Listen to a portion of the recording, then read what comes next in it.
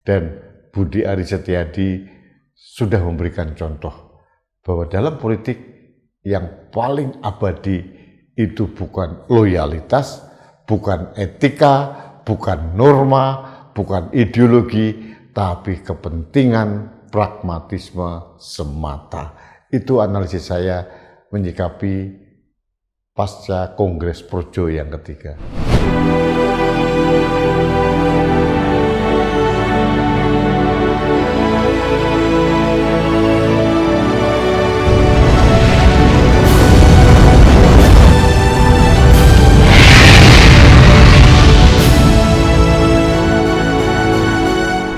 Halo sahabat Indonesia, kita bertemu kembali dalam Opini Rudy di Anak Bangsa Channel. Anak Bangsa Channel adalah salah satu unit usaha dari Anak Bangsa Media. Sahabat Indonesia, saya masih membahas tentang hasil Kongres Projo yang ketiga yang dilakukan atau dilaksanakan tanggal 1 dan 2 November 2023. Sudah usai kongresnya dan saya secara pribadi mengucapkan selamat kepada teman saya, Mas Budi Aris Setiadi, yang terpilih kembali menjadi Ketua Umum DPP Projo periode 2025 sampai 2030. Ada yang menarik dalam Kongres Projo kali ini. Seperti pada prediksi saya beberapa hari yang lalu, bahwa benar ternyata Pak Prabowo tidak hadir. Dari Gerindra hanya mengutus Ketua Harian DPP Gerindra, Pak Sufmi Ahmad Dasko, untuk datang. Dan yang menarik lagi, Jokowi pun tidak hadir. Gibran juga tidak hadir. Jokowi hanya mengirimkan video ucapan yang direkam sebelumnya. Saya tidak tahu apa yang terjadi. Yang jelas, kalau dalam perspektif dan analisis saya, bahwa di mata Pak Prabowo memang Projo tidak terlalu penting-penting amat. Dan Pak Jokowi juga mungkin menyadari bahwa Projo sudah mulai secara tidak langsung meninggalkan Jokowi. Mas Budi Ari menjelaskan, Projo itu bukan pro Jokowi. Ya, ini hanya lamis di bibir, hanya flower lip. Semua orang tahu Projo itu adalah pro Jokowi dan logonya adalah siluet Jokowi. Itu sudah jelas, terang benderang, loud and clear. Jadi tidak perlu diperjelas bahwa Projo itu adalah artinya negara, Projo itu rakyat. Ini sekedar pembenaran-pembenaran untuk menceritakan atau membangun narasi kepada publik bahwa Projo sedang melakukan transformasi. Transformasinya apa? Transformasinya meninggalkan Jokowi dan merapat ke Presiden Prabowo. Karena apa? Secara implisit maupun eksplisit, Budi Ari mengatakan akan bergabung ke partai yang berkuasa saat ini, yaitu partainya Presiden, notabene itu adalah Partai Gerindra. Tidak ada masalah Mas Budi Ari mau ke PSI, ke Gerindra, atau ke partai PKS, partai apapun, bagi rakyat tidak penting-penting amat.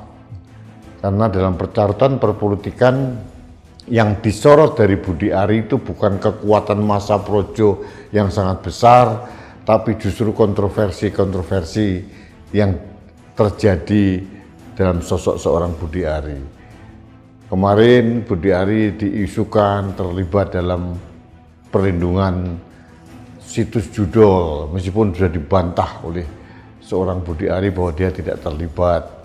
Nah, itu hak seorang Budi Ari. Tapi saya makin melihat bahwa pertimbangannya apa? Projo sekarang seolah-olah meninggalkan Jokowi, merapat ke Gerindra.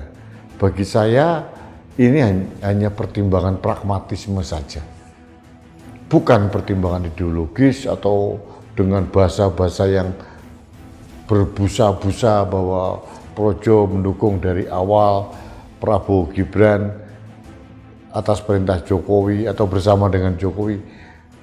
Perlu saya garis bawahi sekali lagi, sahabat Indonesia, bahwa Projo mendukung Prabowo Gibran karena ada faktor Gibrannya di situ, bukan murni mendukung Prabowo. Karena apa? Tahun 2014, 2019 Prabowo itu sama sekali tidak didukung oleh Projo. Jadi pada saat akhirnya Pilpres 2024 Projo mengatakan sebagai pionir yang mendukung Prabowo Gibran, ya karena ada faktor Gibrannya, bukan karena faktor Prabowo. Ini catatan yang harus secara jujur disampaikan ke ruang publik. Lalu apa pertimbangan lainnya? Bagi saya ini pertimbangan pragmatisme biasa. Budi Ari berhitung apa untung ruginya kalau Projo masih menempel Jokowi atau logonya masih siluet Jokowi, tidak ada untungnya apa-apa.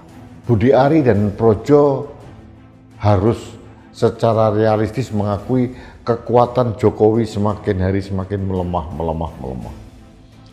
Kita tahu Pak Jokowi kecewa juga, makanya menurut saya dia tidak datang. Karena harapannya Jokowi, semua relawan yang mendukung Jokowi bisa bedol organisasi masuk ke PSI. Ternyata tidak terjadi, dan itu sudah menjadi prediksi saya dari awal. Udah berbulan-bulan yang lalu saya katakan tidak mungkin rasanya semua relawan itu akan mengikuti Pak Jokowi untuk masuk ke kandang Partai Gajah. Ternyata terbukti. Jadi tidak ada yang aneh dengan bahasa yang muluk-muluk transformasi Projo ini, bahwa ini sekedar hanya oportunisme kepentingan, bahwa seorang Projo atau seorang Budi Ari ya lebih cenderung merapat pada orang yang berkuasa. Karena itu jauh menguntungkan daripada mempertahankan diri sebagai Projo, pro-Jokowi. Mau pergantian logo, mau pergantian apapun, itu terserah lah, itu tidak terlalu penting bagi masyarakat Indonesia. Yang jelas saya menganalisis bahwa ini hanya sekedar politik oportunisme, politik pragmatisme dari seorang Budi Ari dan Projo yang seolah-olah mempunyai kekuatan besar, karena belum tentu itu nyata secara real mempunyai kekuatan. Dan saya melihat, mendengar apa yang dikatakan oleh Pak Dasko kemarin dalam satu konferensi pers juga datar-datar saja dan ya normatif saja lah. Kalau mau gabung silahkan. Tapi apakah Pak Budi Ari benar-benar akan membawa seluruh anggota Projo menjadi kader Gerindra? Saya tidak yakin. Karena penuh banyak kepentingan di sana. Soliditas Projo saya pikir hanya di tingkat elit saja. Nah, saya kira ini agak menjadi PR besar. Apakah Projo akan pindah seluruhnya, hanya elit-elitnya saja yang sedang minta perlindungan atau oportunisme kepentingan merapat ke Gerindra, partainya Presiden Prabowo? Waktu akan membuktikan. Dan sampai sekarang juga belum ada respon positif atau tanggapan real dari Presiden Prabowo terkait dengan rencana seorang Budi Ari Setiadi masuk ke Partai Gerindra. Kita tunggu saja perkembangannya seperti apa. Tapi satu babak sudah selesai, rakyat melihat suatu drama yang agak sedikit menggelikan, bahwa Projo itu bukan pro Jokowi lah, bahwa Projo ini mendukung Prabowo Gibran dari awal. Ini menurut saya Mas Budi Ari sedang membungkus peristiwa realita dengan kalimat-kalimat manis yang hanya untuk mengambil hati Pak Prabowo. Atau bahasa kasarnya sedang memanipulasi sejarah lah. Karena bagi saya semua orang tahu kok Projo itu adalah pro Jokowi, logonya aja siluet Jokowi kok. Jadi kalau sekarang Projo itu merapat ke Gerindra, minimal seorang ketua umumnya, ya masuk akal juga. Itu sangat bisa diterima oleh akal sehat. Buat apa merapat ke orang yang sudah tidak lagi berkuasa, bahkan kekuasaannya cenderung declining, menurun begini. Pertanyaan berikutnya adalah, apakah setelah ini beberapa elit projo masih gigih mendukung soal kasus keabsahan ijazah Jokowi misalkan, atau serangan terhadap Wapres Gibran misalkan? Kita tunggu saja seperti apa. Tapi yang jelas rakyat sudah melihat bahwa projo sekarang sudah mengambil jarak dengan Jokowi. Ini bukan untuk mengadu domba, ini kenyataan real yang kita lihat di realita yang terjadi. Kita melihat dari sudut pandang dari berbagai angle. Kita tidak mempunyai kepentingan, kita tidak ingin dan tidak mempunyai kepentingan untuk mengadu domba Pak Prabowo dengan Pak Jokowi, tidak. Karena kenyataan politik, realita politik sekarang bahwa yang mempunyai kekuatan yang semakin membesar itu adalah Prabowo, dan sebaliknya kekuatan Jokowi itu semakin lama semakin menurun. Jadi memang ya Pak Jokowi harus legowo menerima kenyataan bahwa loyalitas itu harganya mahal. Loyalitas itu barang mahal. Tapi Pak Jokowi tidak perlu risau karena mereka pun mengikuti apa yang dilakukan oleh Pak Jokowi sendiri dan anak-anaknya. Bagaimana partai sebesar PDI Perjuangan membesarkan Jokowi dan anak menantunya, toh ditinggal juga. Pak Jokowi adalah teladan atau contoh terbaik bagaimana loyalitas itu bisa tertutup, terabaikan karena kepentingan politik, ambisi kekuasaan. Artinya kalau projo sekarang beralih mendukung Pak Prabowo dan pelan-pelan meninggalkan Jokowi, itu mereka mencontoh apa yang dilakukan Pak Jokowi dan keluarganya. Dan Budi Aris Setiadi sudah memberikan contoh bahwa dalam politik yang paling abadi itu bukan loyalitas, bukan etika, bukan norma, bukan ideologi, tapi kepentingan pragmatisme semata. Itu analisis saya menyikapi pasca Kongres Projo yang ketiga. Sekali lagi selamat Mas Budi Ari.